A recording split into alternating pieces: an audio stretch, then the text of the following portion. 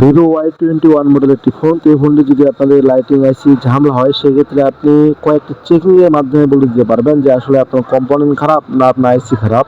তো চলেন ভিডিওটি দেখে আসি।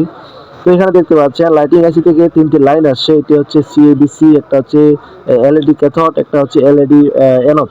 এই তিনটি লাইন সমন্বয় করে একটি ফোনের লাইট যেটা আলো আসতেছে এই তিনটি সমন্বয় করে কাজ করতেছে। তো দেখেন এলইডি অ্যানোড হচ্ছে একটি ডায়োডের অপর প্রান্তে এক পাশে থাকতেছে 3.7 থেকে 4.2, আর অপর প্রান্তে যদি লাইট ওয়ার্কিং করে সেক্ষেত্রে আপনার 20 ভোল্ট বা 30 ভোল্ট এরকম থেকে।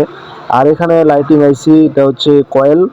এই তিনটি আইসি মিলেই একটি লাইটিং সেকশন ওয়ার্কিং করে থাকে। এই তিনটি সেকশন যদি আপনি বুঝেন সেক্ষেত্রে আপনি ভালো মানের কাজ করতে পারবেন। তো দেখেন এখানে আপনার একটা যে লাইটিং আইসি, এই লাইটিং আইসি থেকে এলইডি ক্যাথোড যে লাইনটি এটা হচ্ছে আমাদের ডিসপ্লে বেজে চলে যাচ্ছে। আর সিএবিসি লাইন যে লাইটিং আইসি থেকে চলে যাচ্ছে। আর এখানে ভিপিএস পাওয়ার এটা হচ্ছে আমাদের চার্জিং আইসির থেকে আমাদের ভোল্টেজটা আসতেছে। যেহেতু এখানে আমাদের ভেরিয়েবল ভোল্টেজের প্রয়োজন নেই একটি লাইট জ্বালানোর জন্য, একটি আইপিএস ডিসপ্লের এখানে ভেরিয়েবল ভোল্টেজের প্রয়োজন, সেক্ষেত্রে একটি ডায়োড এবং কয়েল ব্যবহার করা হয়।